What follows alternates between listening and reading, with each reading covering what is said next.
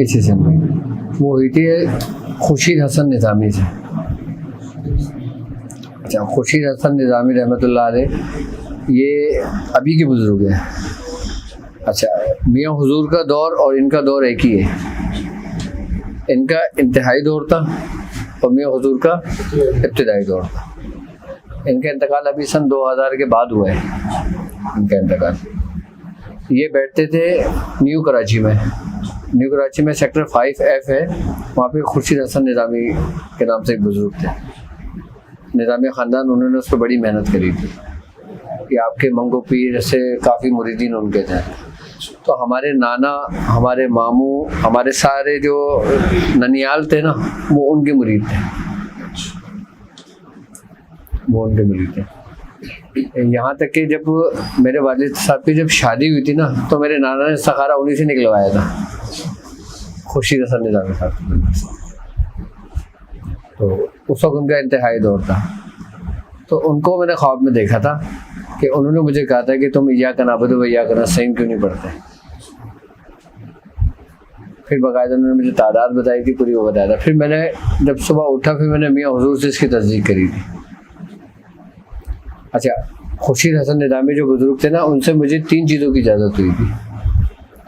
एक इय्याका नअबुदु व इय्याका नस्तईन की, और एक दुआ हिज़्बुल बहर की, और एक दुआ ख़ास की। दुआ खास के, अच्छा, हिज़्बुल बहर के भी वो सबसे बड़े आमिल थे। हिज़्बुल बहर के साहिब दावत थे वो जी, खुर्शीद हसन निज़ामी। आपने सारी ज़िंदगी हिज़्बुल बहर ही पढ़ी है। उनका तरीक़ेकार ये था, जब इशा होती थी वो अपने हुजरे में चले जाते थे, किसी से नहीं मिलते थे, किसी से नहीं मिलते थे। फिर वो अपना इबादत में रहते थे और कुछ घंटे वहीं हुजरे में सोते थे, और फजर की अज़ान होती थी, वो अपने हुजरे से बाहर आ जाते थे नमाज के लिए। उसके बाद फिर वो नहीं सोते थे। उसके बाद उनका दवाखाना था, निज़ामिया दवाखाना, जो आज उनकी औलादें चला रही हैं। फिर वो सुबह 7 बजे 8 बजे दवाखाने पे बैठ जाते थे और फिर 1 बजे तक मरीजों को देखते थे अपने वो। और दुआ हिज़्बुल बहर से ही वो लोगों के इलाज मालजा करते थे। अच्छा, दुआ हिज़्बुल बहर के आमिल साहिब दावत कैसे थे, मियाँ ने उनके बारे में बताया था, उन बुजुर्ग के बारे में। अच्छा, मेरा बचपना उनकी ज़ेर सरपरस्ती में गुजरा है। अच्छा, जब मैं तकरीबन 9 साल का था, 9-10 साल का था, या 10-11 साल का होऊंगा, तो मेरी वालदा भी उन्हीं की मुरीद थी। मेरी वालदा, मेरी ननियाल उन्हीं के मुरीद थे सब। तो मेरी वालदा और मुझे और मेरे मामू को लेकर गए, तो नाना ने कहा जाओ तुमने इसको मुरीद करा के लिया उन दोनों को। तो हम दोनों 11-12 साल के थे, चले गए मुरीद होने के लिए। तो मेरी वालदा ने बोला इसको ना मुरीद कर लें अपना। तो मेरे साथ मेरे मामू मेरा हम उम्र था, 1 साल 2 साल बड़ा था मुझसे वो ना। अच्छा, उसको उन्होंने कहा तुम ना, उनके यहाँ होती है चांद की 18 तारीख, वो 18 तारीख चांद की करते थे हज़रत निज़ामुद्दीन औलिया महबूब इलाही की जज्बा से। आपकी तो 17 है और 18 अमीर खुसरू की थी, तो वो चांद के 18 करते थे। यानी कि 17 का दिन गुजरता था, 18वीं शब लगती थी, तो आप निज़ामुद्दीन औलिया महबूब इलाही का एहतमाम करते थे नियाज़ का, वो बड़ा पैमाने पे करते थे वो। तो उन्होंने कहा अच्छा इसको ना नियाज़ वाले दिन भेजना। अच्छा, मैं और मेरा मामू हम लोग गए, उस वक्त रश बहुत था, तो हम लोग भी घुसते घुसते उनके मुरीदों में, उनके वहाँ, ये मेरी पहली खानका थी जो मैं वहाँ दाखिल हुआ था बचपने में। तो मैं और मेरा मामू हम लोग चले गए अंदर। खैर हम लोग जिस जैसे पहुँचे, हम लोग बैठ गए। हमने बोला आपने बुलाया था कि मुरीद कर लो अपना। अच्छा, मैंने बोला, उसकी हिम्मत नहीं हुई बोलने की, तो मैंने कहा मुरीद कर लो। तो कहने लगे चलो भाग जाओ यहाँ से, मैं शैतानों को मुरीद नहीं करता। तो मैंने कहा आप ही ने तो बुलाया था। कह रहे नहीं, भाग जाओ यहाँ से, चलो जाओ। उन्होंने हमें भगा दिया वहाँ से। अच्छा, मेरे मामू को बोला तू बैठ गया यहाँ पर। अच्छा, उसको मुरीद कर लिया, मुझे भगा दिया उन्होंने। मेरा मामू खुश हो गया, वो तो बड़ा चलते गया, हो गया भाई तुझे तो शैतान बोला उन्होंने कि भाग जाए यहाँ से, वो तू तो भाई शैतानी करता है, तो वो करता है। तो और मुझे तो देखो मुरीद कर लिया। अच्छा, हम रोते हुए गए घर पे। मैंने अम्मी से कहा, मेरी वालिदा भी रोती भी गई उनके पास दूसरे दिन। कहने लगा आपने उसको, मेरे भाई को मुरीद कर लिया और इसको मुरीद नहीं करा। तो उन्होंने हाथ से उन्होंने कहा ये चला जाएगा, ये चला जाएगा, इसका हिस्सा हमारे पास नहीं है। अच्छा, इन्होंने सिर्फ इतना बोला था कि चला जाएगा, इसका हिस्सा हमारे पास नहीं, इसका हिस्सा कहीं और है। उन्होंने इतनी बात कही थी। अच्छा, मुझे आज तक उनके अल्फाज याद हैं। अच्छा, मेरी अम्मी खुश हो गई, मैं भी खुश हो गया कि हम दुबई चले जाएंगे, क्योंकि हमारे मामू दुबई और शारजा में हुआ करते थे। तो उस वक्त तो जाहिर सी बात है 11, 12, 13 साल की उम्र थी हमारी। अम्मी भी खुश हो गई, वो हम भी खुश हो गए, चलो भाई चले जाएंगे हम बाहर। तो वह कुछ अरसा गुजरा ऐसा कि फिर एक रास्ते बनते चले गए। अच्छा, हमारे जो फैमिली जो ग्राउंड था ना, मियां हुजूर के आजमाइशों में कुछ मामला ऐसे हुए थे कि जिसमें जो ना अलीदगी हो गई थी। तो मेरी वालदा जो ना, हम बहन भाई को लेकर अपने नाना के घर चले गई थी और वालिद साहब अलग हो गए थे। उस वक्त मियां हुजूर हजरत ख्वाजा उस्मान अली शाह साहब की तरबियत में थे। नहीं, मदारी सिलसिले का सफ़र तय हुआ था, तो वो आजमाइश मियां हुजूर के ऊपर आई थी। अच्छा, हमने मियां हुजूर की, अपने वालिद साहब की ना तो कोई तस्वीर देखी थी, सिर्फ नाम सुना हुआ था। क्या? सिर्फ नाम सुना हुआ था मैंने, मियां हुजूर को नहीं देखा हुआ था, ना उनकी तस्वीर देखी हुई थी। मेरा बचपन उन बुजुर्ग के सेरे से प्रश्न होता था। मैं उनके वहाँ दवाखाने जाता था, वो दवाएं कूट लिया करते थे या पानी भरते थे, हम ये करते थे वो करते थे बस। अच्छा, हमारे गली के अंदर हमारे कज़न थे, तो वो पापा को जानते थे। अच्छा, हमारे नाना ने, हमारे घर वालों ने, तो जब रंजिशें हुई तो अच्छा उन्होंने ये कहा कि पापा को कि तुम जो ना ये रास्ता छोड़ दो जिस रास्ते पे तुम हो। कौन सा रास्ता? फकीरी का रास्ता। तो पापा ने कहा मैं ये रास्ता तो नहीं छोड़ता, मैं रास्ता तर्क नहीं करता। तो मेरे नाना ने कहा कि हमारी भी ये शर्त है कि जब तुम इसको ख़त्म करोगे तो फिर तुम आगे तुम्हारे मामला चलेंगे। तो पापा ने ये बोला कि ठीक है, मैंने अपने मामला अल्लाह के सुपुर्द कर दिए, अपने बुजुर्गों के सुपुर्द कर दिए। तो वहाँ से वो रंजिश शुरू हुई थी। तो हमारे नाना, हमारे बड़ों ने फिर हमारे दिल में ये बिठाला हुआ था कि जो ना तुम्हारे जो वालिद थे ना वो जादू करते थे।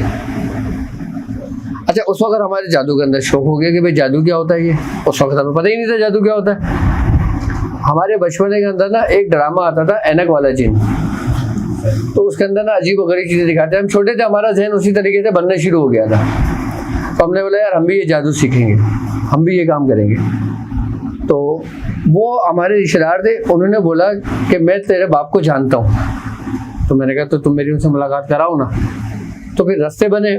अच्छा, जब मैं पापा के पास पहुंचा पहले दिन, तो पापा दवाखाने के बाहर जो टेबल डली होती है उस पर बैठते थे और 2-3 मुरीद बैठते थे। अच्छा, जो मुरीद बैठते हैं वो आज भी पापा के साथ हैं, आज भी साथ हैं, वो आज भी होते हैं। वो मजीद भाई और कामरान भाई, मजीद भाई तो आज भी हैं। अच्छा, मजीद भाई और कामरान भाई से मेरी बहुत दोस्ती हो गई थी। अच्छा, तो पापा उठ के ना टहल लगा रहे थे कि जैसे किसी का इंतजार कर रहे हो। तो कामरान भाई और मजीद भाई ने मुझे बताया मेरे आने के बाद कि ऐसा मामला हुआ था तुम्हारे आने से पहले। तो वो टहल लगा रहे थे पापा, तो मैं बाइक पे से उतरा, तो पापा ने मुझे देखा। तो मुझे देखे ना पापा उतर के ना रोड की तरफ आए, खुद पापा उतर के चल कर आए। मैं बाइक से उतरा तो मुझे पापा ने सबसे पहला अल्फाज पता है क्या कहा था कि तुम आ गए। मैंने कहा जी मैं आ गया। तो उन्होंने मुझे गले से लगा। मैंने कहा आप भी मेरे पापा है ना। 17 साल के बाद, यानी कि 16 साल के बाद, 16-17 साल के बाद मैंने अपने पापा को देखा। अब जब मैंने उनको देखा तो मैंने पापा से सबसे पहला सवाल पता है क्या किया था कि मुझे ये जादू सीखना है। हकीकत बता रहा हूँ मैं आपको, और ये हकीकतन कहानी है मेरी ये। तो पापा ने कहा हाँ तुम सीख जाओगे जादू, तो पहले अंदर तो आओ। तो पापा दवाखाने पे चले गए। पापा बहुत खुश, मैं अंदर चला गया। अंदर बैठा, पापा ने मुझसे कुछ बातें करी तो क्या कर रहे हो, क्या है क्या नहीं। फिर मेरे पापा से बातें, पापा बहुत खुश। पापा कहें आओ मैं तुम्हें घर पे तुम्हारी दादी और तुम्हारी अम्मी से मिलवाऊँ। मैंने कहा ठीक है चले। अब हम घर पे गए तो पापा ने घर में कदम रखा, वो फरदाना चीखना शुरू कर दिया, चिल्लाना शुरू कर दिया कि फरदाना देखो कौन आया है, फरदाना देखो कौन आया है, जल्दी आओ अम्मी जल्दी आओ देखो कौन आया है। ये पापा की खुशी थी। तो दादी ये लोग सब छोड़ छाड़ के सब घर में काम काज कर रहे थे, सब आ गए। कहते क्या हुआ क्या हुआ, कहते देखो वाजिद आया है। सब घर वालों ने बहुत प्यार, बहुत, सबने पहली दफ़ा देखा था मुझे, पहली दफ़ा देखा था। हाँ, तो सबने मुझे गले लगाया, मुझे प्यार किया, मुझे सब कुछ करा। तो मैंने कहा चले सब, जब सबसे मिल मिला लिए ना, फिर मैं पापा को जाके बैठ गया। मैंने कहा मुझे बताएं जादू कैसे करते हैं। तो कहने लगे तुम अभी आए हो, तुम रुक जाओ, अभी रात में रुको, यहाँ पे सुकून से करो। तो मैंने कहा अब मैं यहीं रहूँगा आपके पास ही, मुझे अभी ये चीज़ सीखना है। कहना हाँ तुम सीख जाओगे।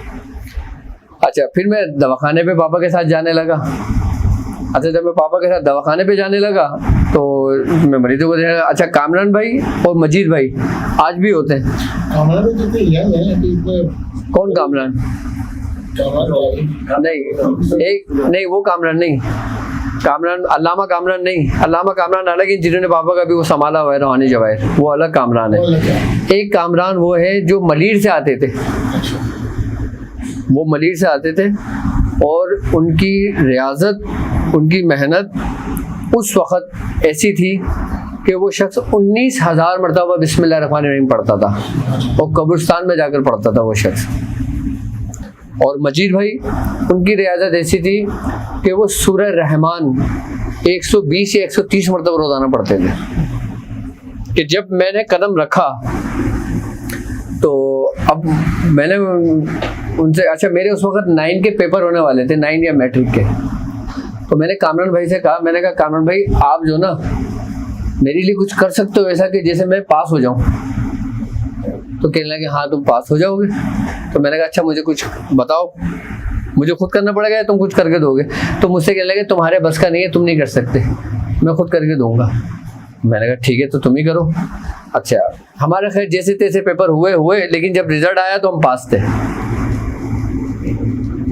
अब मैंने पापा से बोला, मैंने कहा मुझे ये चीज़ सिखाएं, ये क्या है? अब पहले मुझे ये बताएं, ये जादू है, ये अमल है, ये इम्तियाज है, मुझे बताएं इसके बारे में। तो पापा ने सबसे पहला जो मुझे काम दिया था ना, वो बताया था कमीज़ चेक करते हैं ना मरीजों की। तो मुझसे कहा था अच्छा एक काम करो, ये मरीज की कमीज़ रखी है, ये कमीज़ उठाओ, ये बिछाओ, उसको चेक करो। अच्छा मैंने चेक करा तो कह रहे ये पढ़ो, इस पर दम करो, फिर दोबारा चेक करो। मैंने जब पढ़ा दोबारा चेक करा तो वो हुआ। तो मैंने कहा ये तो बढ़ गई।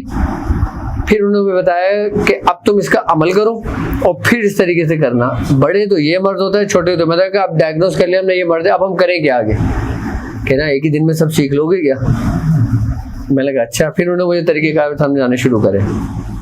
कामरान भाई ने मुझे बताया कि 3 दिन पहले, मेरे आने से 3 दिन पहले कोई दवा नहीं बनी थी। तो कामरान भाई कहीं मसरूफ़ हो गए थे। तो पापा ने उन पर गुस्सा करा कि तुमने दवाएं क्यों नहीं बनाई इनका। तो कामरान भाई कहने लगे कि वो मैं कहीं मसरूफ़ हो गया था। तो पापा ने कहा अच्छा चलो ठीक है कोई बात नहीं, सिर्फ 3 दिन की परेशानी है मुझे। कितने? 3 दिन की परेशानी होगी। तो कामरान भाई 3 दिन बाद पछाए पापा किसी को रख लें। तो कहने लगा ठीक 3 दिन के बाद तुम आ गए थे। अच्छा मैं आते ही मैंने काम संभाल लिया था पापा का, क्योंकि मैं एक सीखने की एक जुस्तजू से मैं आया था।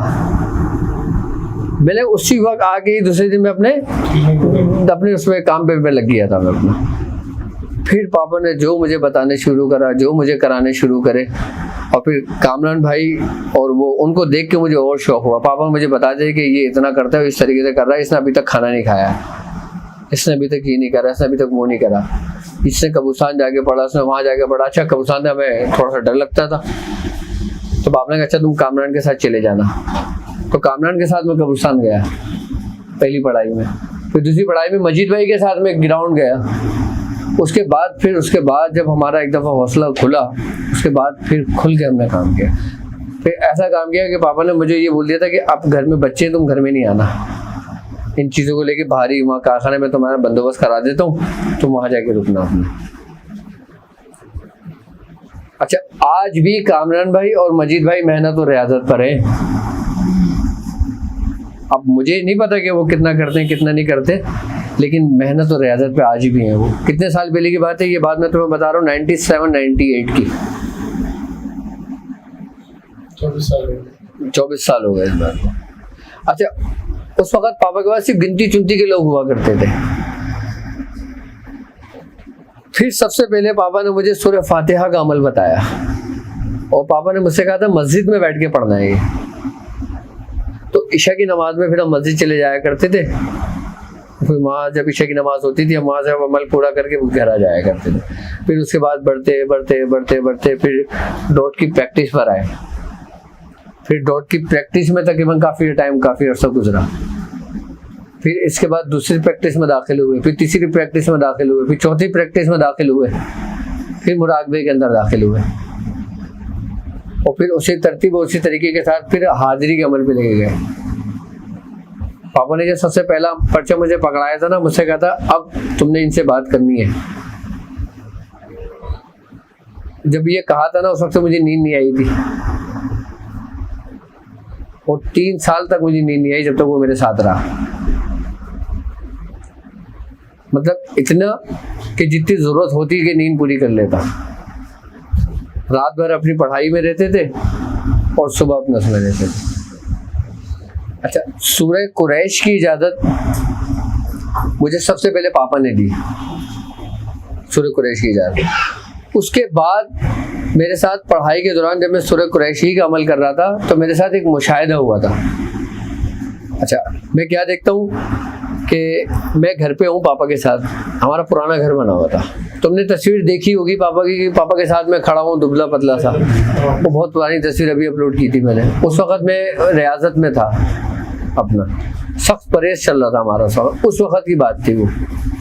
तो मैं क्या देखता हूँ कि दस्तरखान लगा हुआ हमारे घर पे, हम खाना खा रहे हैं, पापा हैं, मेरी वालदा हैं और मैं हूँ, और बस। तो दरवाजे पे ना दस्तक हुई है। अच्छा, जब दरवाजे पे दस्तक हुई तो हमारी मामा उठ के गई। उन्होंने कहा कौन? तो उन्होंने कहा कि वाजिद अंदर है ना, उसको बाहर बुलाए। तो हमारी वालिदा ने ना कहा वो बाहर ही निकला है। उन्होंने गर्दन बाहर निकाली और उन्होंने सीधे हाथ की तरफ इशारा किया इस तरफ गए। तो वो बुजुर्ग उस तरफ जाने लगे, वो शख्स उस तरफ जाने लगा। तो वो अंदर आई, उन्होंने मुझे देखा, उन्होंने कहा तुम तो खाना खा रहे हो बाहर, वो जमालुद्दीन जानेमन जुम्मन जन्नती तुम्हारे लिए आए थे पूछने के लिए। तो मैंने कहा अच्छा। मैं फौरन निकल के भागा। अच्छा, जब मैं निकल के भागा ना तो वो हमारे 3-4 घर छोड़ के वहाँ तक पहुँचे थे। मैं एकदम उनके करीब पहुँचा ना तो मैंने उनको आवाज़ लगाई हुजूर हुजूर। उन्होंने एकदम मुझे देखा, मुझे चिपटा दिया। किसने? हज़रत शेख जमालुद्दीन जानेमन जुम्मन जन्नती। तो उन्होंने कहा तू मेरा है, तू मेरा है, तू मेरा है। मैंने कहा नहीं, मैं अपने पापा का हूँ, तो मुझे छोड़ दो, मैं अपने पापा का हूँ, मैं उनसे ये कह रहा हूँ। कहने लगे नहीं तू मेरा है। मैंने कहा नहीं, मैं अपने पापा का हूँ, मुझे छोड़ दो। ये हुआ। फिर इसी ही दौरान फिर लाल शहबाज कलंदर का हुआ कि उनको भी इसी तरतीब से देखा कि वो दरवाजे पे आए और जब वो बाहर निकले और मैं निकला, उन्होंने मुझे सीने से चिपटा लिया और कह रहे तू मेरा है। तो मैंने कहा नहीं, मैं अपने पापा का हूँ। मैंने इन 2 बुजुर्गों से कहा कि नहीं, मैं अपने पापा का हूँ, मैं आपका नहीं हूँ। तो उन्होंने कहा नहीं तू मेरा है। तो फिर मुझे सूरह कुरैश की इजाज़त हज़रत शेख जमालुद्दीन जानेमन जुम्मन जन्नती से भी हुई थी। हमारे सिलसिले मदारिया ख़ानदान के अंदर से जमालुद्दीन जानेमन जुम्मन जन्नती रहमतुल्लाह अलैह सूरह कुरैश साहिब दावात गुजरे। सूरह कुरैश की भी बहुत बड़े आमिर गुजरे। सर कितने बुजुर्ग ऐसे हैं साहिब दावात, उसकी जो आपकी फिंगर टिप्स पर? देखो, हर साहिब दावात बुजुर्ग हर दौर में रहे। इस वक्त के जो साहिब दावात बुजुर्ग है ना, वो मजलूम है। जब तो ये हालात हुए में दुनिया के। अब ये होना भी एक जरूरी था।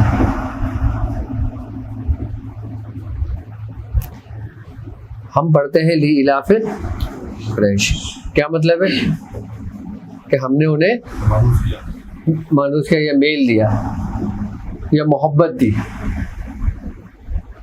ठीक है, अब इस टुकड़े को समझना, खाली किसने दी मोहब्बत? तुम्हारे रब ने। ठीक है। अच्छा, मोहब्बत क्या है? मोहब्बत ईमान, यानी अल्लाह और उसके रसूल की मोहब्बत तुम्हारे दिलों में है। ठीक है।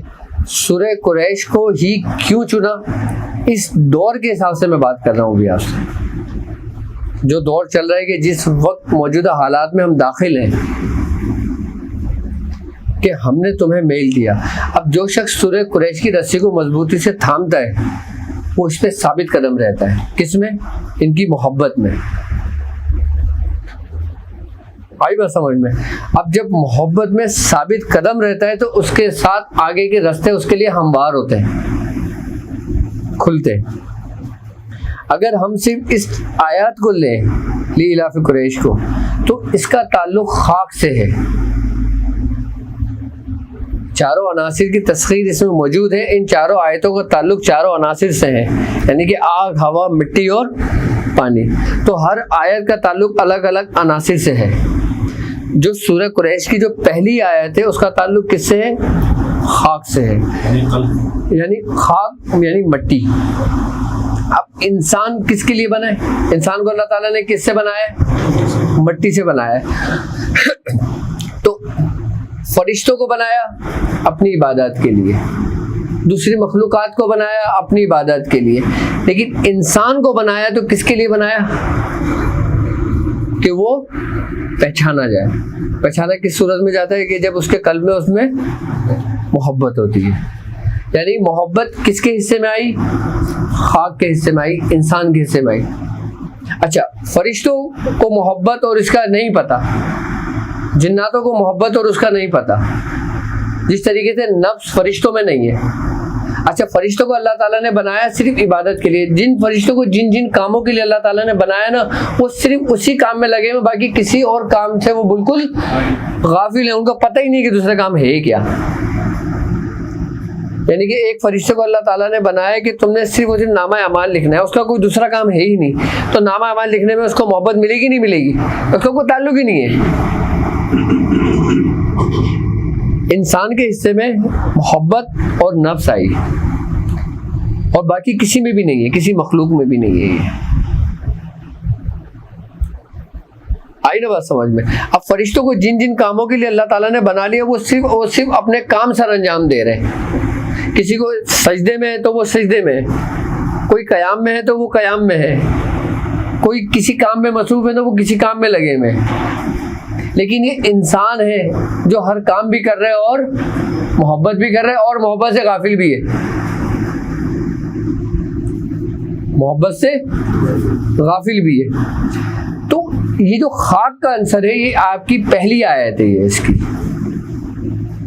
अच्छा, अब तुम्हारा सबसे बड़ा दुश्मन कौन है? शैतान। और बाकी अगर दुश्मनों की बात करते हैं जो दुनियावी एतबार से हम देखते हैं, तो वो यहूद और नसारा हैं, और दूसरे मज़ाहिब के लोग हैं, और दूसरे जो करते हैं। जिसको अल्लाह ताला ने कुरान में कह दिया कि ये यहूदी और नसारा तुम्हारे दोस्त नहीं हो सकते। अच्छा, अब इन्होंने तुम्हारे खिलाफ हमेशा से साजिशें की हैं। यहाँ तक कि अगर सरकार दो आलम सल्लल्लाहु अलैहि वसल्लम की सीरत का मुताला करें और आपकी हयात मुबारका को देखें, इस्लाम के अंदर जितनी भी जंगें हुई हैं ना, वो सारी किसी न किसी साजिश के तहत हुई हैं। बिना साजिश कोई भी जंग नहीं हुई। यानी कि यहूदियों में आपस में कुछ ऐसी साजिशें करी, लोगों को उकसाया, कुफार को भी और मुसलमानों को भी, कि जिसका नतीजा क्या हुआ? जंग। और फतह किसको नसीब हुई? हक को। यानी कि साजिशें शुरू से चलती हुई आ रही है। अच्छा, इनको पता है कि हम सब कुछ कर सकते हैं, इनको अपना गुलाम बना सकते हैं, इनको दौलत दे सकते हैं, इनको ऐश दे सकते हैं, इनको इशरा दे सकते हैं, इनको अपनी औरतें दे सकते हैं, इनको सब कुछ कर सकते हैं और ये ले लेंगे। लेकिन हम इनके दिलों से सरकार दो आलम की मोहब्बत नहीं निकाल सकते। मुसलमान कितने ही क्यों ना हो जाए, लेकिन उनकी मोहब्बत उनके दिलों में रहती है। जो ईमान का एक आखिरी जर्रा उसके दिल में कायम रहता है, उसके अंदर कायम रहता है, जो उसकी शिफात और उसकी निजात का बाइस होगा। अब अगर मैं यहूदियों की बात करता हूँ, तो यहूदियों के अंदर जो जादू है, जो कबाला जादू है, ये अभी से नहीं है, ये शुरू से चला आ रहा है। आई बात समझ में? इस जादुओं को खत्म करने के लिए ही हजरत सुलेमान अलैहिस्सलाम ने अपने दरबार के तमाम देव और अजिन्नाओं को ये हुक्म दिया कि वो पूरी दुनिया का गश्त करें और तमाम जादूगरों की सोबत अख्तियार करें और उनसे उनका जादू लें और मेरे पास लेकर हाजिर हों। तो पूरी दुनिया का जादू जो था ना, वो तमाम जो देव, जो जिन्नात, जो उनके ताबे थे, वो सबने इकट्ठा करने के बाद हजरत सुलेमान अलैहिस्सलाम को लाकर दे दिया।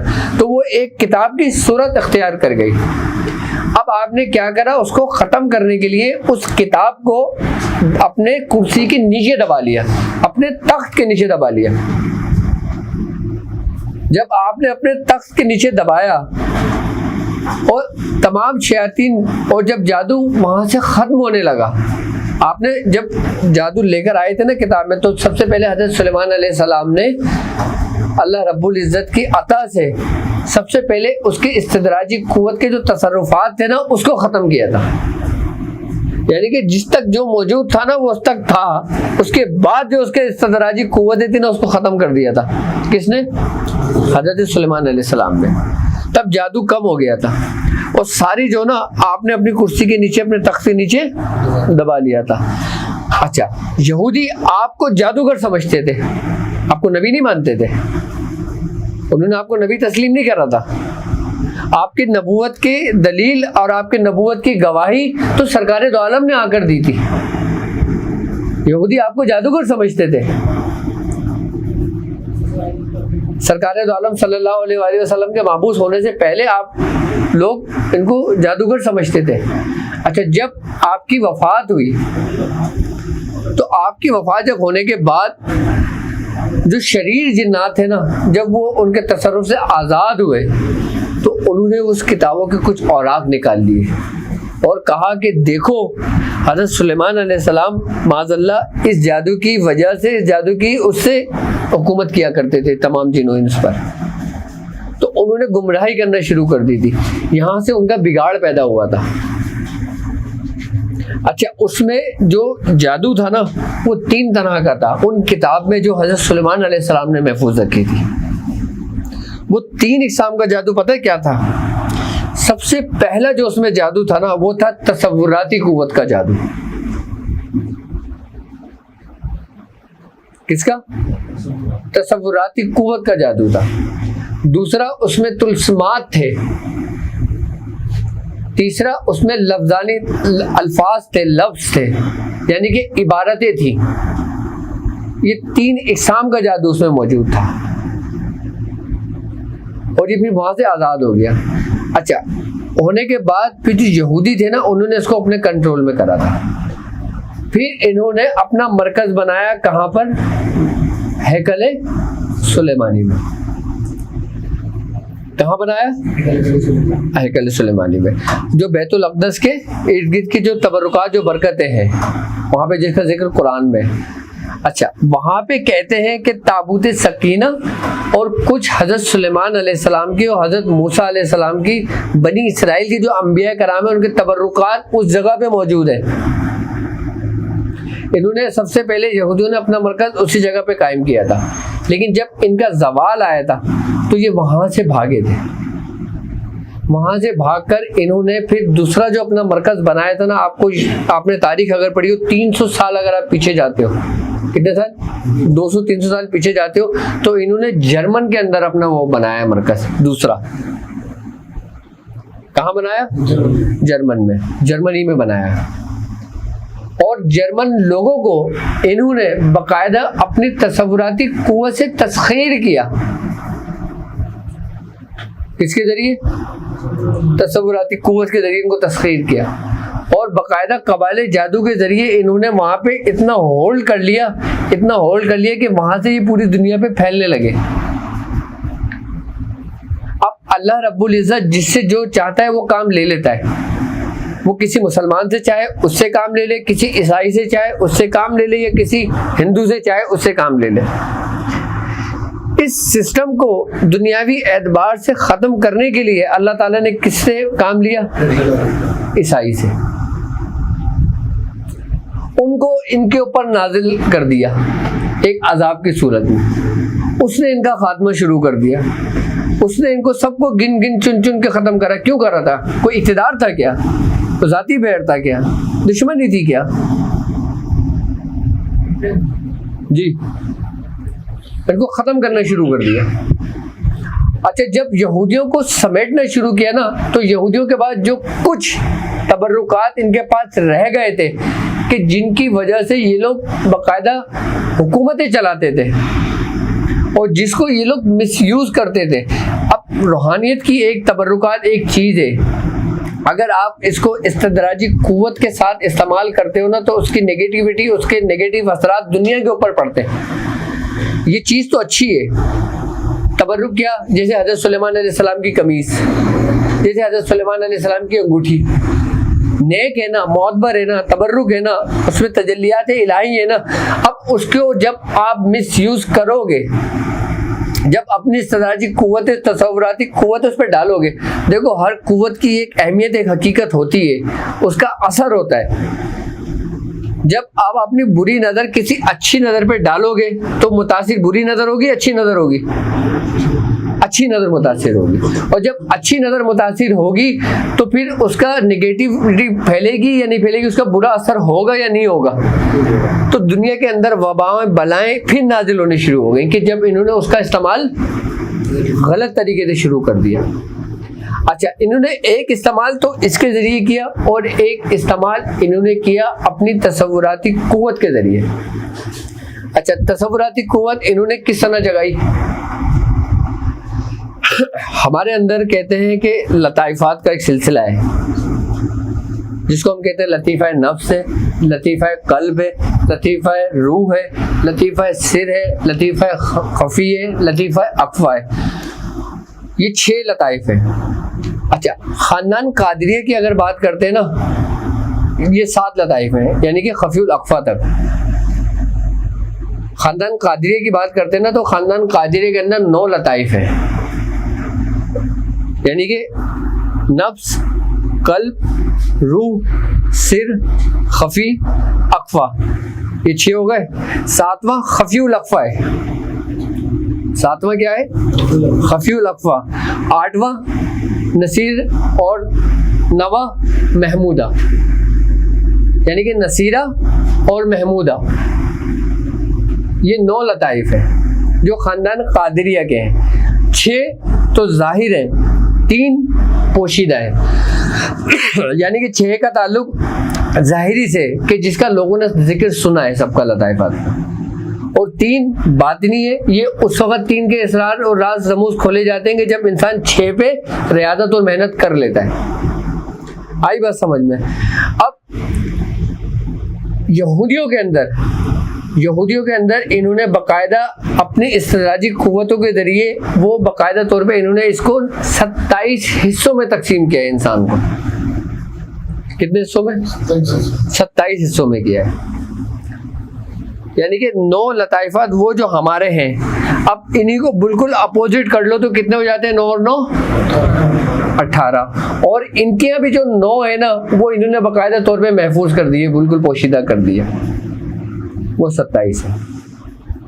अच्छा, हमारे यहाँ तज़किया नफ्स कराया जाता है। हमारा जो नफ्स होता है ना, उसके बारे में हमारे बुजुर्गान दीन हमें जो तालीम करते हैं, उसका जो मकाम है वो कल्ब और रूह उसके दरमियान है।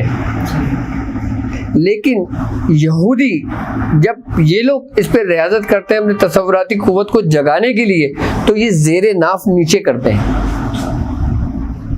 यानी कि हम लोग नीचे से ऊपर की जानिब बढ़ते हैं, वो माकूस करते हैं, इसको वो उल्टा करते हैं। अच्छा, हम क्या करते हैं कि हम बुराइयों से बचते हैं, हम गुनाहों से बचते हैं।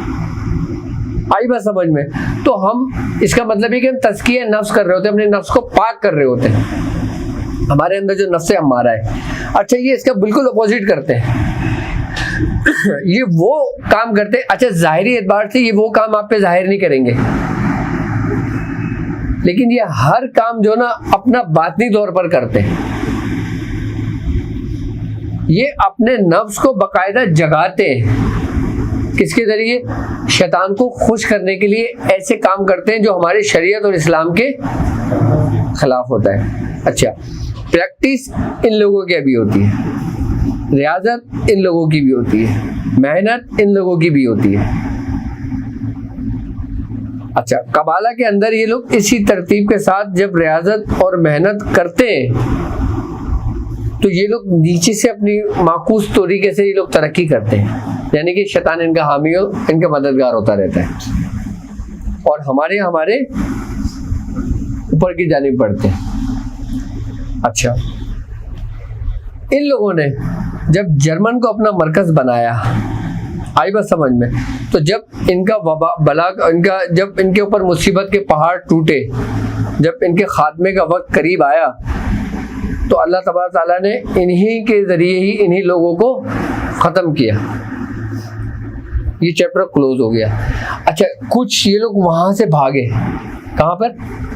फिर इन लोगों ने वहाँ से हिजरत की अफगानिस्तान की तरफ। ये तारीख है, कहाँ पे करी? अफगानिस्तान। फिर इन लोगों ने अपने वो तबर्रुकात, वो चीज़ें और इनके वो आमिलीन, अच्छा इनके यहाँ एक कबीला है बरखी कबीला। कौन है? बरखी कबीला, जो हजरत आसिफ बिन बरखिया से चला था। लेकिन बरखिया कबीले के अंदर कुछ लोगों के में गुमराही हो गई थी, उन्होंने उसी तसर्रुफात को मिसयूज करना शुरू कर दिया था, कि जो फिर इन्हीं शैतान के मातेहत हो गए। जो इनके मातेहत कहलाए वो बरखी लोग कहलाए।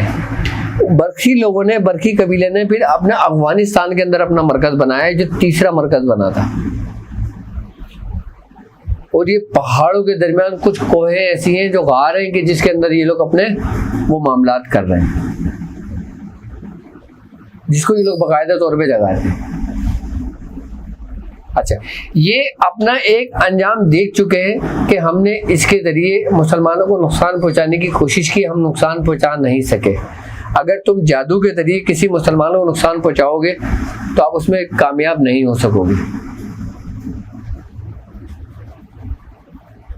उसमें कामयाब क्यों? क्योंकि हक और बातिल की झगड़ा है, जंग है। हक और बातिल की जंग में नुकसान किसका है? बातिल का। खत्मा किसका है? बातिल का। जीत किसकी है? हक की है। इसलिए ये लोग अच्छी तरह समझते हैं कि हम जादुओं के जोर पर, हम अपनी शैतानी कुव्वतों के जोर से हम इन मुसलमानों को नुकसान नहीं पहुंचा सकते। अब हमने कोई दूसरा मंसूबाबंदी करनी है। अब दूसरा मंसूबाबंदी क्या करनी है? हमने दूसरा मंसूबाबंदी ये करनी है कि हमने इनके अंदर से वो चीज़ ख़त्म करना है जो सूरह कुरैश की पहली आयत में कि और हमने इन्हें मेल दिया, यानी मोहब्बत। अच्छा, मोहब्बत को आप डायरेक्टली ख़त्म नहीं कर सकते।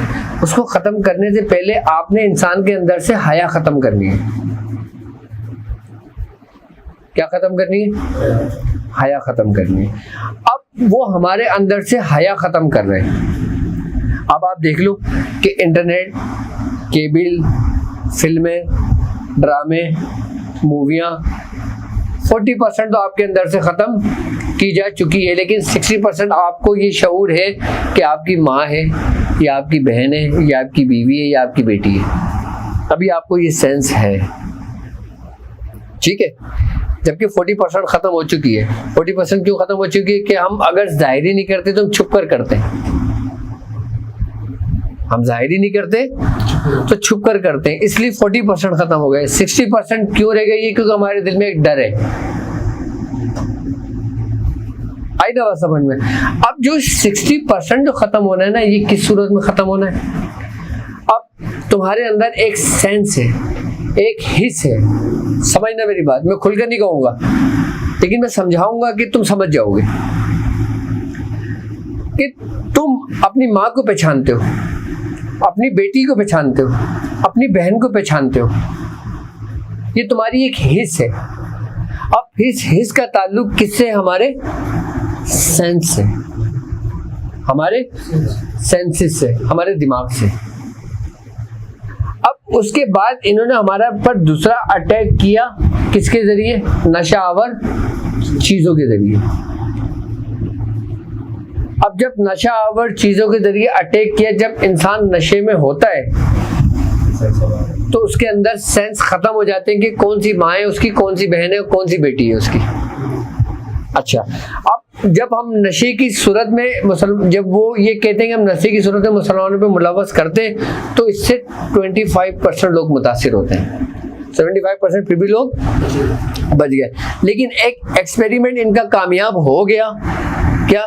कि हम इनके ज़रिए, इन नशा आवर दवाओं के ज़रिए हम इनके सेंसेस को कंट्रोल कर सकते हैं। तो उन्होंने कहा अच्छा, अब ये हर समझदार बंदा तो नहीं करेगा। अगर आपके सामने कोई नशे की चीज लाई जाएगी, आप उसका इस्तेमाल नहीं करोगे, कभी भी नहीं करोगे आप उसका इस्तेमाल, हरगिज नहीं करोगे आप इसका इस्तेमाल, ठीक है। अब इन्होंने एक्सपेरिमेंट करा कि इंसान के सेंसेस इस चीज से खत्म होते हैं। अब ये लोग फिर और दौरे जदीद की तरफ चले गए। अब इन्होंने मुख्तलिफ चीजें बनाने शुरू कर दी हैं। ऐसा कुछ भी नहीं होगा कि जो लोग कह रहे हैं ना कि हमारे अंदर ये लोग चिप डाल देंगे, हमारा डेटा चला जाएगा, हमारे अंदर ये हो जाएगा, हमारे अंदर वो हो जाएगा, ऐसा कुछ भी नहीं होगा। कोई चिप नहीं है, कोई डेटा नहीं है, कोई कुछ नहीं है। आई बात समझ में? कुछ भी नहीं होगा। लेकिन मेरे उस पॉइंट को समझना कि जो मैं समझाने की कोशिश कर रहा हूं, कोई चिप नहीं है, कोई कुछ नहीं है,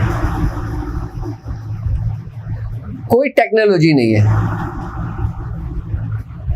ये सिर्फ और सिर्फ मेडिकल एक्सपेरिमेंट है।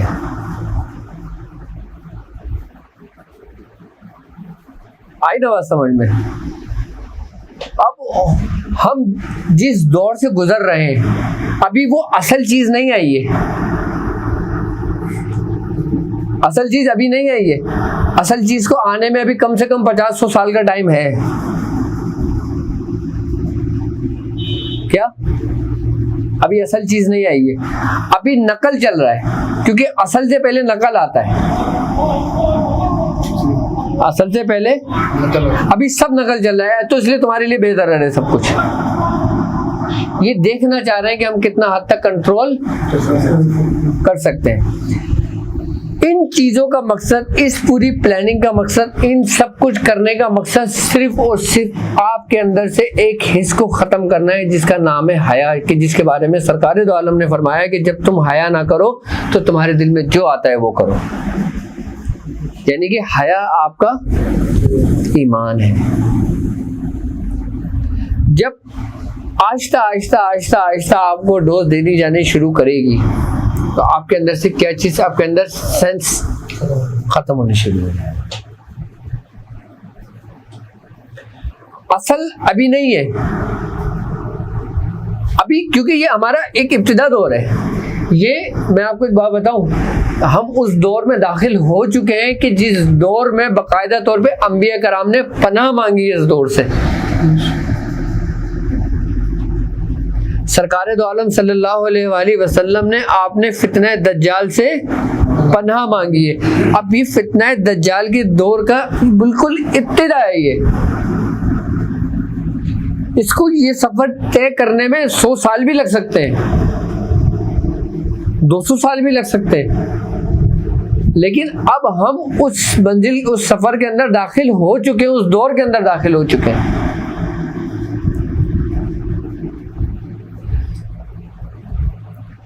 क्योंकि जब तक तुम्हारे अंदर से ये तमाम सेंस खत्म नहीं हो जाते, तमाम हिस्स खत्म नहीं हो जाती, उस वक्त तक असल चीजें नहीं आनी है।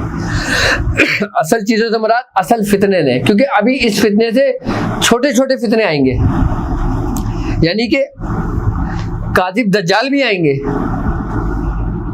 असल दज्जाल तो आएगा ही आएगा, उससे पहले कई झूठे दज्जाल आएंगे। आप देखना कुछ अरसे के बाद आपको खबरें मिलनी शुरू हो जाएंगी।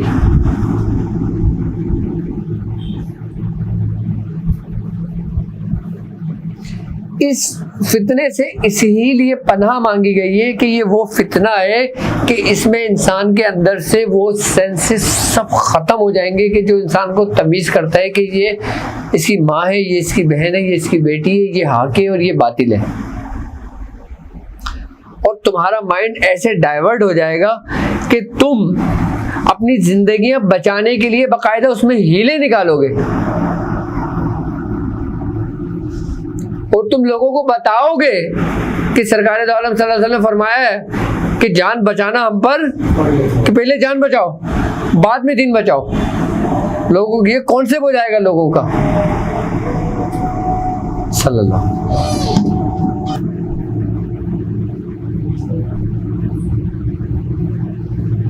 तो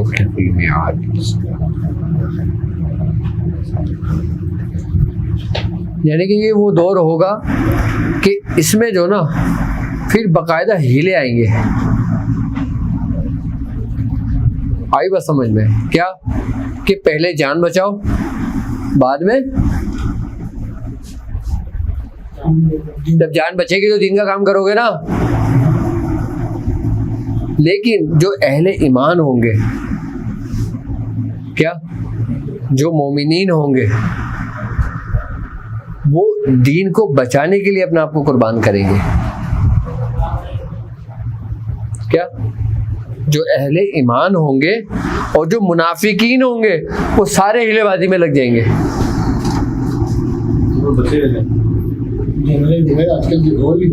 तो अल्लाह ताला कुरान में कहता है ना कि वो आयत है ना, कौन सी, वलिल आखिरत खैरुल लका मिनल ऊला, कि जो आखिरी के जो लोग होंगे वो पहले के लोग से बेहतर होंगे। यानी कि पहले के लोगों ने जो कुर्बानियाँ दी हैं, जो मुशक्क़त तकलीफ उठाई हैं, वो दीन को कायम करने के लिए उठाएंगे।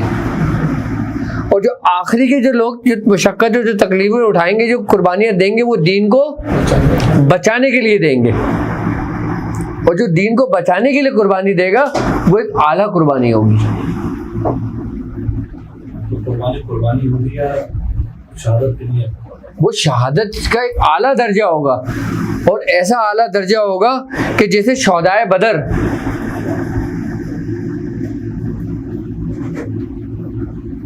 ऐसा दर्जा होगा। फिर दीन जो ना, सरकार दो आलम सल्लल्लाहु अलैहि वसल्लम की हदीस है, आपने फरमाया कि आखिरी वक्त में दीन सिर्फ गरीबों में जिंदा रहेगा। किस में आ जाएगा? गरीबों में आ जाएगा। अब थोड़ा सा इस हदीस को समझ लें। अब आपने क्या फरमाया? दीन गरीबों में रह जाएगा। यानी कि गरीब तबके के जो लोग होंगे वो इन वबाओं से, इन बलाओं से, इन मुसीबतों से, इन दुनियावी ख्वाहिशात से दूर होंगे, उनसे महफूज होंगे। तो दीन उनके सीनों में जिंदा रह जाएगा। बाकी हर शख्स इस फितने का शिकार होगा। भाई फितने तो हर दौर में रहे ना, नहीं पनाह मांगी गई। लेकिन ये कौन सा फितना है जो हज़रत नूह अलैहिस्सलाम भी उससे पनाह मांग रहे हैं, हज़रत इब्राहिम अलैहिस्सलाम भी उससे पनाह मांग रहे हैं, हज़रत मूसा अलैहिस्सलाम भी उससे पनाह मांग रहे हैं, हज़रत ईसा अलैहिस्सलाम भी उससे पनाह मांग रहे हैं। खुद सरकार दो आलम सल्लल्लाहु अलैहि वसल्लम ने पनाह मांगी है। यानी कि ये वो फितना होगा कि इससे दुनिया में रहने वाला हर शख्स मुतासिर होगा, क्योंकि फितनों से हर शख्स मुतासिर नहीं होता। कुछ कुछ जगहें, कुछ कुछ लोग मुतासिर रहे। जितने भी दुनिया में फितने आते रहे, आप देख लो कितने कितने फितने आए, सारी दुनिया तो मुतासिर नहीं हुई। लेकिन ये वो वाहिद फितना है कि जिससे पूरी दुनिया का निज़ाम धर्म भरम हो जाएगा। ये दज्जाली वैक्सीन लगानी चाहिए। ओ भाई, यहाँ वैक्सीन का तो काम ही नहीं है ना, उसमें तो हम बात ही नहीं कर रहे। मैं तुम्हें उसकी जड़ों में लेके जा रहा हूँ, तुम उसके ऊपर फल में ले जा रहे हैं, खाने में लगो। मैं ये बताना चाह रहा हूँ कि हम उससे बच कैसे सकते हैं। अच्छा, जब आपके अंदर ये हिस्स खत्म होगी, आपके अंदर से मोहब्बत खत्म हो जाएगी, और मोहब्बत खत्म हो जाएगी तो फिर आपकी हालत और आपकी कैफियत पता है क्या होगी?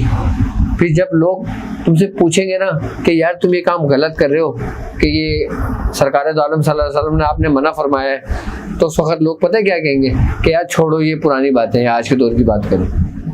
माज़अल्लाह, कि अल्लाह ताला ऐसे वक्त और ऐसे फितने से महफूज रखे। लोग फिर ये कहेंगे कि जिस तरह आज तुम्हें कोई किसी बुजुर्ग के बारे में कोई बताता है, आज की न्यू जनरेशन क्या कहती है, तुम ये दकियानूसी बातें करते हो। अभी 40% खत्म हुई तो आप दकियानूसी बातों पे आ गए, आपकी औलादे। अब समझना इस नुक्ते को कि आपके घर वाले अगर बोलते हैं कि बेटा रात के शाम के टाइम बगैर दुपट्टे के सर से नहीं निकलो बाहर, तो आज की बच्ची क्या बोलती है कि अम्मा तुम पुरानी बातें करती हो। वो उस दौर में होता था जिस दौर में जंगल था, अब तो पूरी आबादी है। हीले हीले निकाले ना,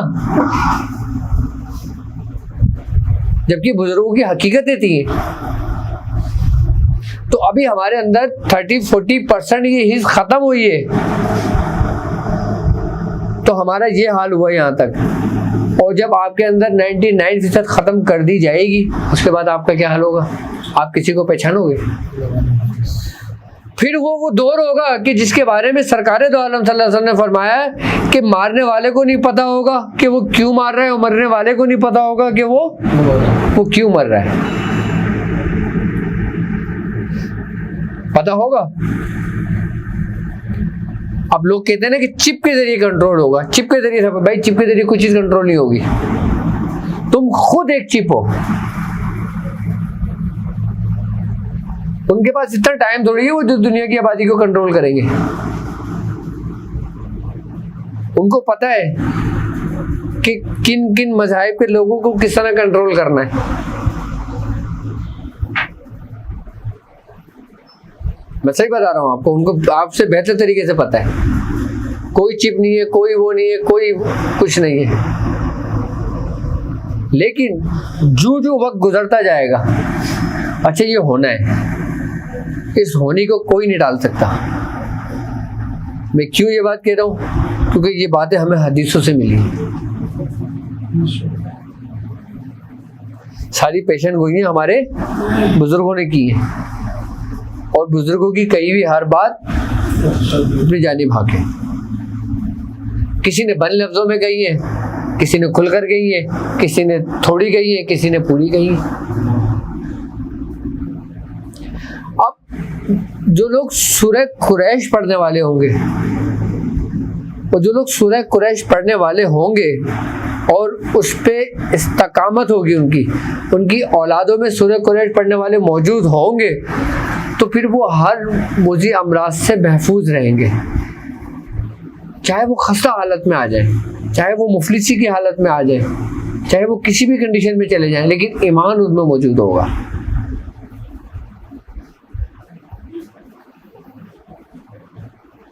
भाई सबसे पहले आपको मखलूकुल हाल करेंगे।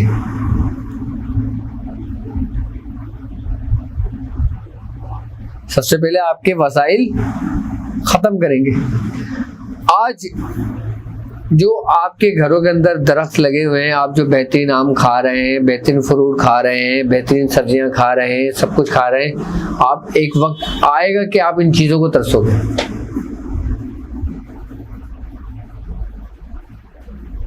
एक वक्त आएगा कि आप इन चीजों को तरसोगे, इन जायकों को तरसोगे।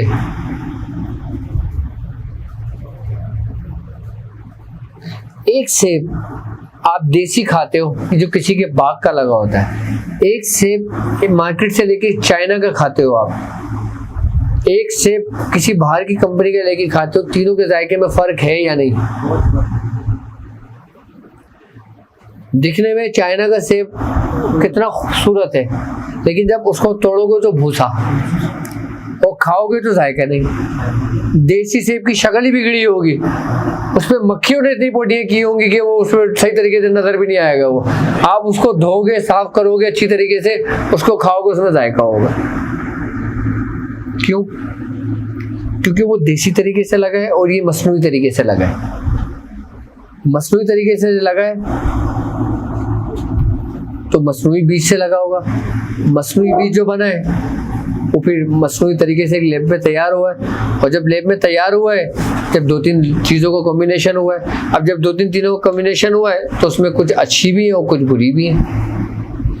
यानी कि कोई एक्शन भी रखेंगे और जो रिएक्शन रखेगी वो आपकी इसको ख़त्म करेगी। आप कहीं से नहीं बच सकते। आप ना लगवाओ वैक्सीन, आपको जरूरत भी नहीं है वैक्सीन लगवाने की। आप लाख बचते रहो। आप जो खा रहे हो ये क्या है? बाहर से जो चॉकलेट आ रही है क्या है? इम्पोर्ट चीजें हम लेते हैं, बड़ा फख्र महसूस करते हैं कि यार ये बाहर की आई है, जरा तुम भी चखो कैसे जायकेदार है। क्या है? नहीं बच सकते तुम, किसी सूरत नहीं बच सकते। ऐसी पनाह थोड़ी मांगी इस फितने से, हवा में छोड़। लेकिन वही बच सकता है कि जिसको अल्लाह बचाए, जिसको अल्लाह तौफीक दे बचने की, वही बच सकता है जिसको अल्लाह, वरना आपके किसी के बस की भी बात नहीं है। आज हम यहाँ बड़ी बड़ी बातें कर रहे हैं, हम लोग भी नहीं बच सकते उस वक्त तक जब तक अल्लाह हमें तौफीक ना दे। जब तक अल्लाह, हम भी नहीं बच सकते, क्योंकि ये दौर ही ऐसा है। तुम्हारा दौर इतना खतरनाक नहीं है, लेकिन तुम्हारी औलादों का दौर तुमसे ज़्यादा खतरनाक होगा। तुम अगर ये कहते हो कि हमारा दौर 50% खतरनाक है, तो उनका 70% खतरनाक होगा, और फिर उनकी औलादों का 90% खतरनाक होगा, और फिर उनकी औलादों का 100% खतरनाक होगा।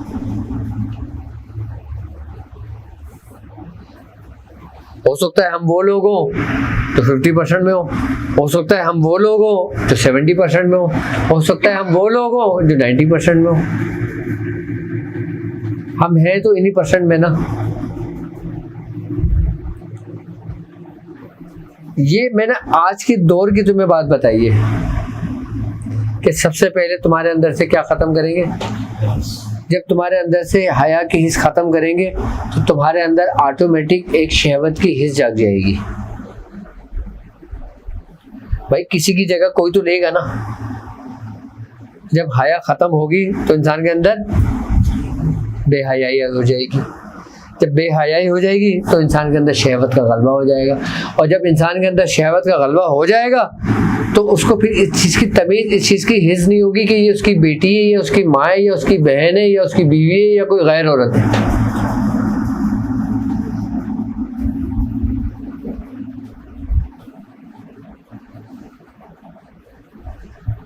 ऐसी पनाह मांगी गई है।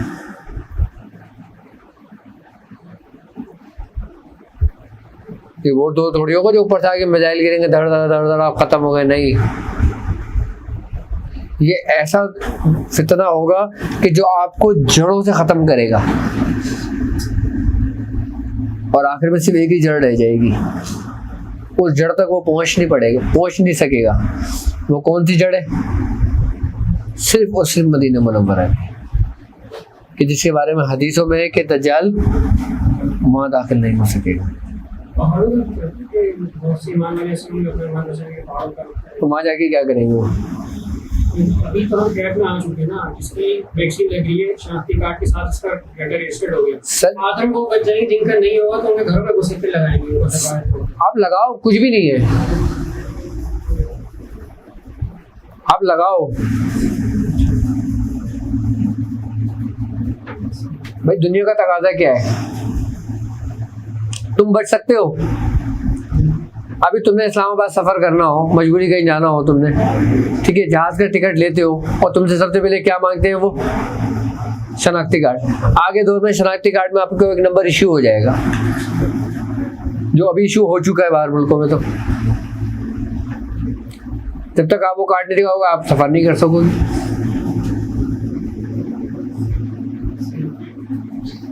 अब बैंक का निज़ाम जो है, तुम बैंक का काम नहीं करते हो क्या? बैंक में डिपॉजिट नहीं करते हो क्या?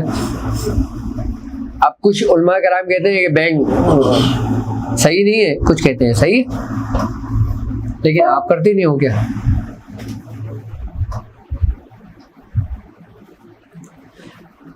दुनिया में रहकर, दुनिया में जब आप हो तो फिर दुनिया के कानून से चलोगे ना। अब आपके ऊपर कौन सा कानून लागू है जो आपके हुक्मरान पे जाएंगे? अभी जिंदा मिसाल, खुली मिसाल, अभी हमने ईद की है। क्यों करी तुमने ईद? बताओ। नहीं करते क्योंकि हम एक सिस्टम के तहत चल रहे हैं। हमने करनी पड़ेगी। अगर कोई हमें दवा पिलाता है हमें पिलानी पड़ेगी।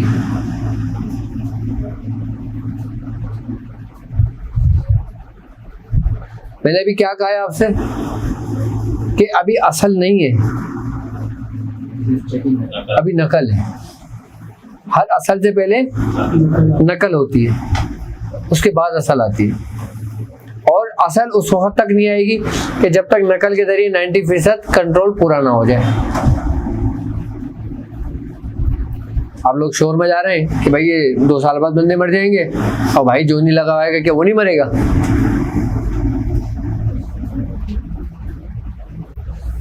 बताइए मुझे।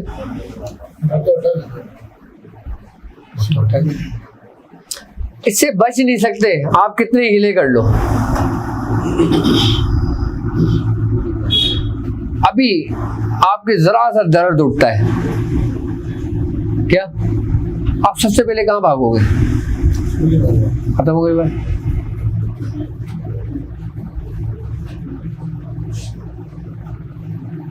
कहाँ भागोगे? हो गए काम आपको?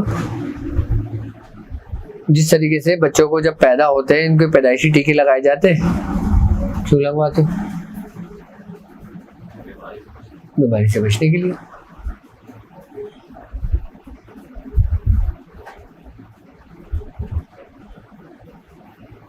लेकिन अभी हम असल की जानिब नहीं पहुंचे, अभी हम नकल पे चल रहे हैं।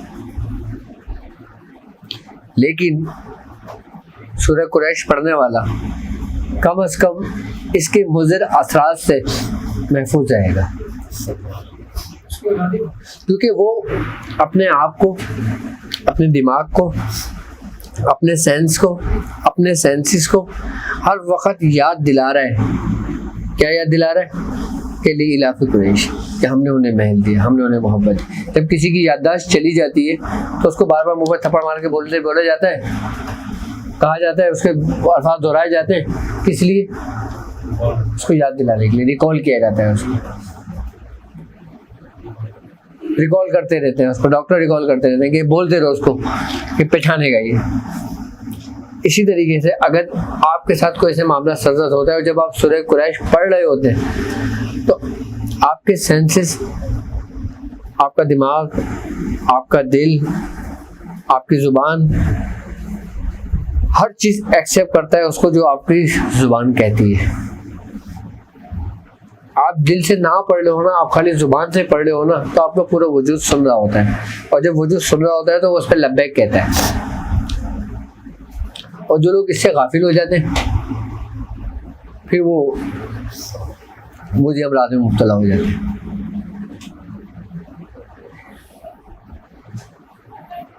यानी कि सूरह कुरैश पढ़ने वाला इस फितने से महफूज रह सकता है उस वक्त तक जब तक वो इसके साए के नीचे,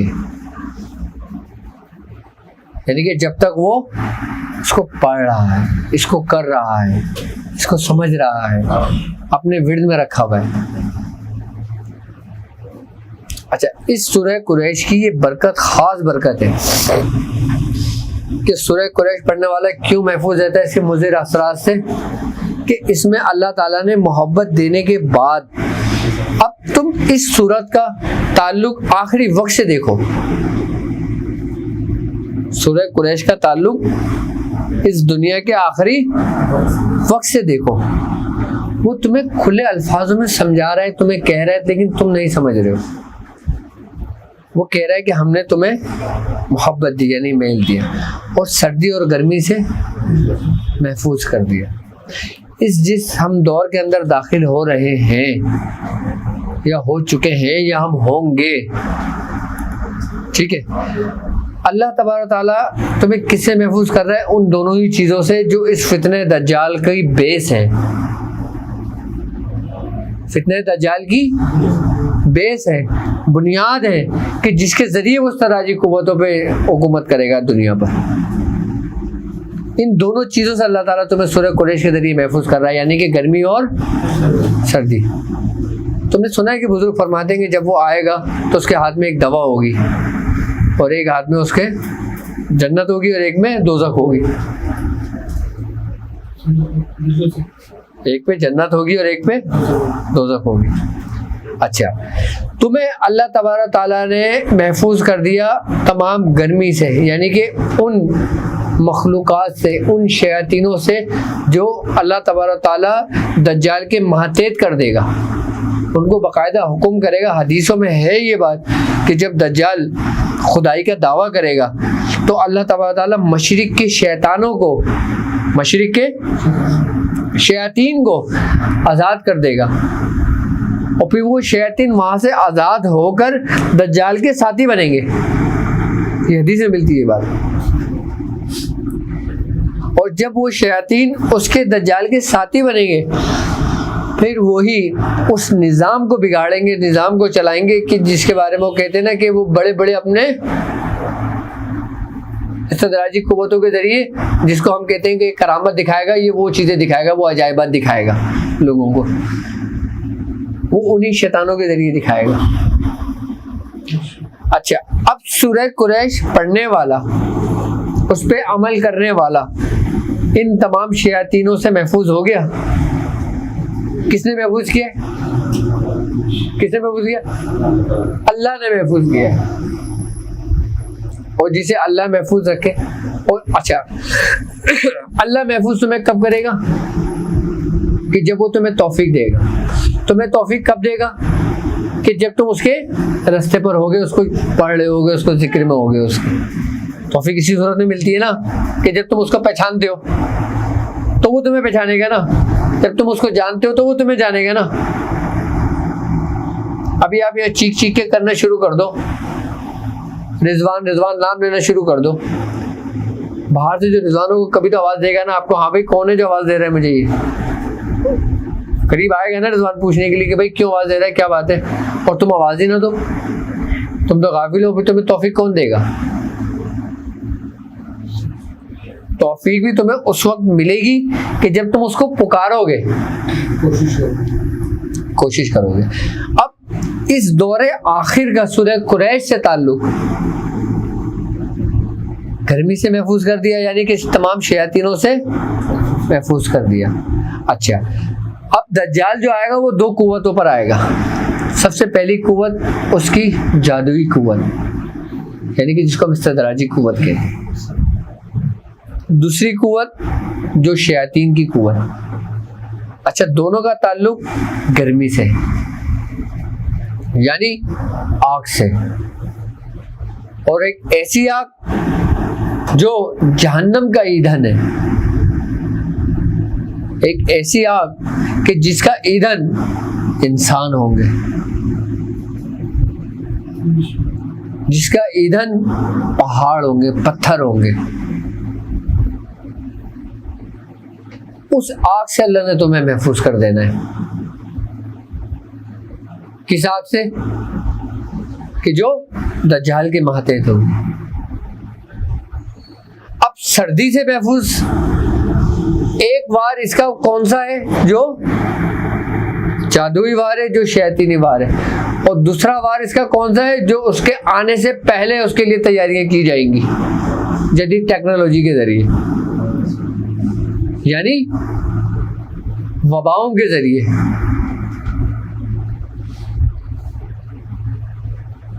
यानी उन लिक्विड के जरिए कि जो उन वबाओं के जरिए बनाया जाएगा, और जो वो बैक्टीरियाज होंगे, जो वो वायरस होंगे, उनकी जिंदगी है सर्दी में, ठंड में। जितने भी बैक्टीरियाज है, जितने भी वायरस हैं, जितनी भी बीमारियां आपके जिस्म में मौजूद हैं, उनका वजूद जो कायम रहता है वो सर्द में रहता है, यानी ठंडक में रहता है, बिल्कुल एक्टिव हो जाता है। वो मरता नहीं है, यानी कि ठंड में वो वायरस मरता नहीं है और एक्टिव हो जाता है। और जब वो एक्टिव होता है तो हर एक्शन का रिएक्शन होता है, फिर वो जिस्म के अंदर फैल जाता है। अब अल्लाह तबारक ताला ने तुम्हें इन दोनों चीज़ों से महफूज कर दिया। किसके जरिए? सूरह कुरैश के जरिए। यानी कि इसकी जो पहली आयत थी, अगर हम दौरे जदीद की अगर हम बात करते हैं तो सबसे पहले तुम्हें पहली आयत का जो मफहूम, जो तर्जुमा है ना, जो मैंने पूरा समझाया है, वो चीज़ें ख़त्म कर दी जाएंगी तुम्हारे अंदर से। और जो उसकी दूसरी आयत है क्या? कि तुम्हें सर्दी और गर्मी से महफूज कर देंगे। अब हमारे अंदर एक डर और खौफ क्या है?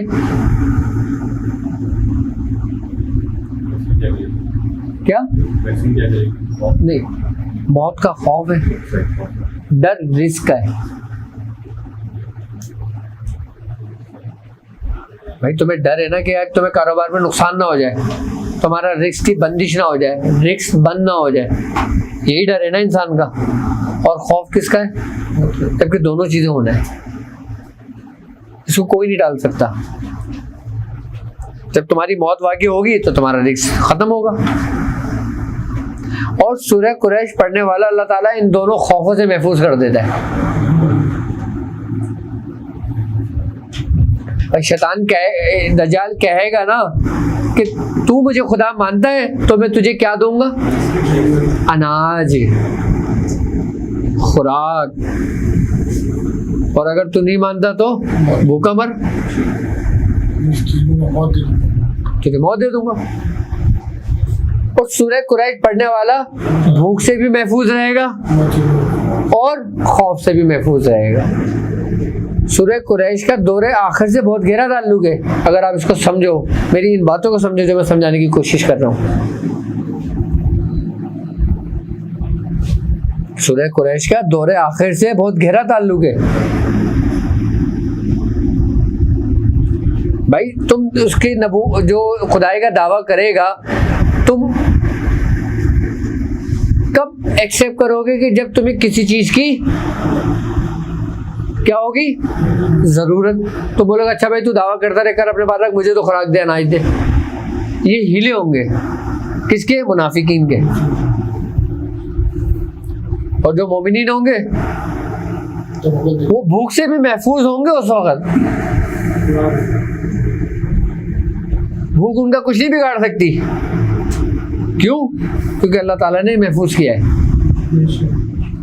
लेकिन किस वक्त? कि सूरह कुरैश की तीसरी जो आयत है उसमें क्या कह रहे हैं वो? कि तुम मेरे घर की इबादत करो। अब यहाँ पे बात हो रही है कि उसके घर की इबादत करो। उसके घर की, उसका घर क्या है? इंसान का कल्ब।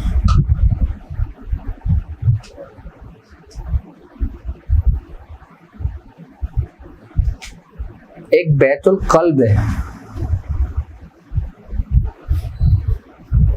कि अगर तुम उसका तवाफ कर लो तो तुम इस जहां में भी कामयाब और उस जहां में भी कामयाब। यानी कि तुम फितना दज्जाल की उन इस्तदराजी कुव्वतों से महफूज हो गए। सिर्फ किसके जरिए? सूरह कुरैश के जरिए।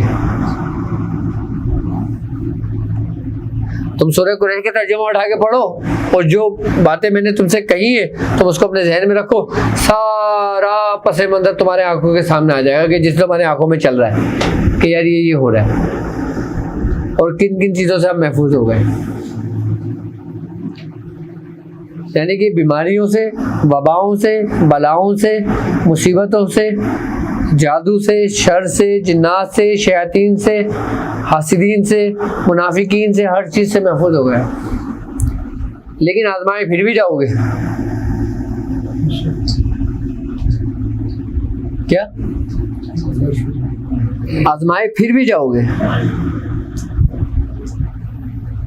लेकिन ऐसे हो गए आप कि जैसे सख्त सर्दी के अंदर आपने ब्लड प्रूफ जैकेट पहनी और ऐसे कपड़े पहने हुए कि जैसे आपको ठंड का एहसास नहीं हो रहा।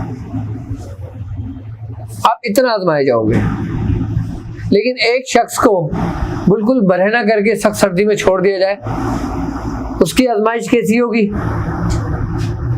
उसकी आजमाइश और आपकी आजमाइश में फर्क हुआ। क्यों? क्योंकि आपने अपनी आजमाइश के लिए तैयारियां की हुई थी। बारिश से पहले आपने अपने घर की रिपेयरिंग कर ली थी। और एक शख्स बारिश होने से पहले उसने अपने घर की कोई भी रिपेयरिंग करी, अचानक बारिश है, उसका क्या हुआ? सब कुछ बह गया। वो कितनी बड़ी आजमाइश में गुजरा। और एक शख्स जिसने बारिश से पहले अपने सारे घर का काम करा लिया था, उसके ऊपर भी आजमाइश गुजरी तो कैसे गुजरी उसको पता भी नहीं चला। तो जो लोग सूरह कुरैश पढ़ते हैं और सूरह कुरैश का अमल कर लेते हैं और सूरह कुरैश पे कायम रहते हैं, इस दौर के लिए ये समझ लेना कि सूरह कुरैश इसमें आज़म है।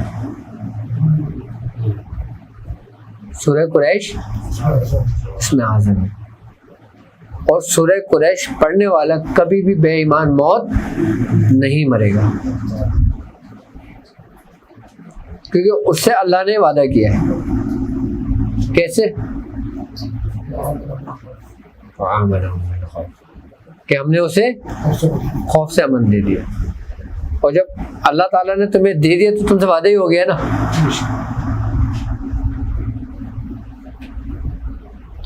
यानी कि तुम इस फितने दज्जाल के खौफ से भी महफूज हो गए। हम जिस दौर में चल रहे हैं और जो हमारा इब्तिदाई दौर है, जो बीमारियों की सूरत, वबाओं की सूरत, मुसीबतों की सूरत में हम पर नाजिल हो रहे हैं,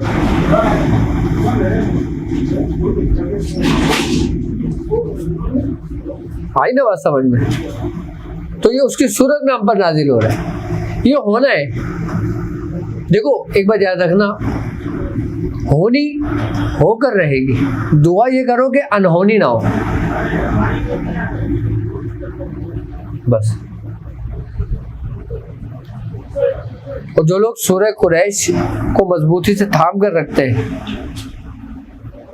और जो लोग सूरह कुरैश को पढ़ते हैं, सूरह कुरैश को समझते हैं, वो हमेशा महफूज रहेंगे, हमेशा महफूज रहेंगे। और तुम देख लो सूरह कुरैश का ताल्लुक और आखिरी दौर का ताल्लुक कितना गहरा ताल्लुक है। अब समझ में आई आपके कि आखिरी में सूरह कुरैश के तसर्रुफात की अहमियत क्या होगी, जो साहिब दावात हैं उनकी ड्यूटियाँ कितनी उरूज पर होंगी, उनकी जिम्मेदारियाँ कितनी उरूज पर होंगी। जिसने पढ़ ली उसने निजात पाई, जिसने पढ़ ली उसने निजात पाई। मेरे साथ प्रैक्टिकल हो गया सूरह कुरैश। शैतान ने फंसाने की कोशिश की, अल्लाह ने बचा लिया। हुआ ये कि मैं पढ़ता हूँ, पानी पिलाना मुझे। सूरह कुरैश रोज ही पढ़ता हूँ। हाँ, तो पहले मैं बहुत ज़्यादा रिसार्ट हो रहा था कि पहले तो शैतान ने वसवसा डाला कि जो अल्लाह से मांग रहे नहीं होगा, इस तरह से। तो फिर मैं रिसार्ट करके अपना टाइम हुआ 12 बजे पढ़ने बैठ गया।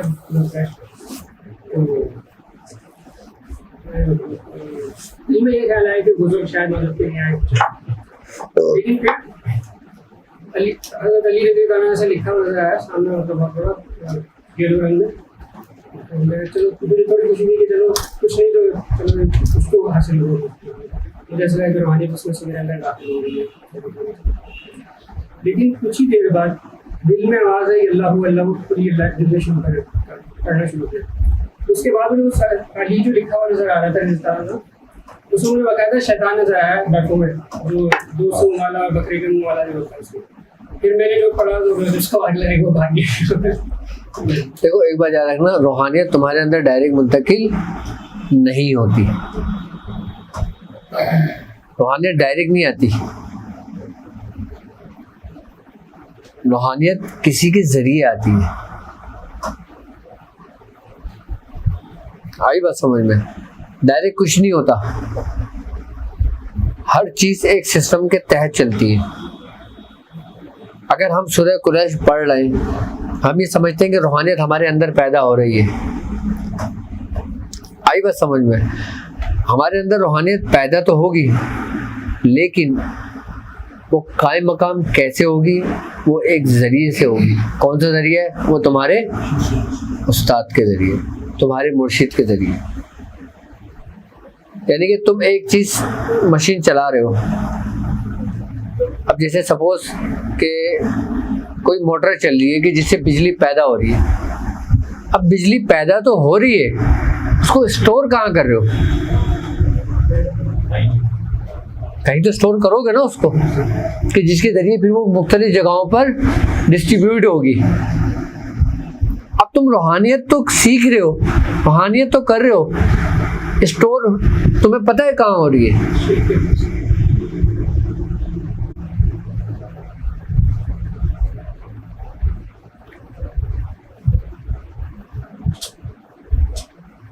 कम से कम मैं समझता हूँ सूरह कुरैश पढ़ने वाला और इस तरतीब और इस तरीके से पढ़ने वाला, उसकी पढ़ी हुई कोई भी चीज जाया नहीं होगी।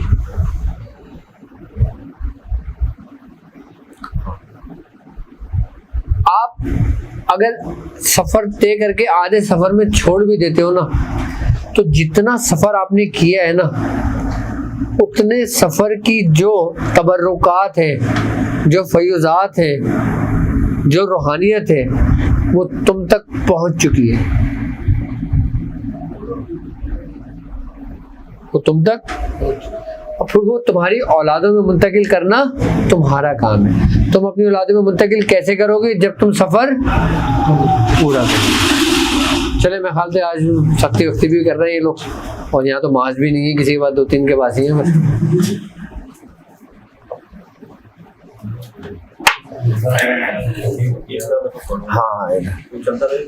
हाँ पर देर इंशाल्लाह।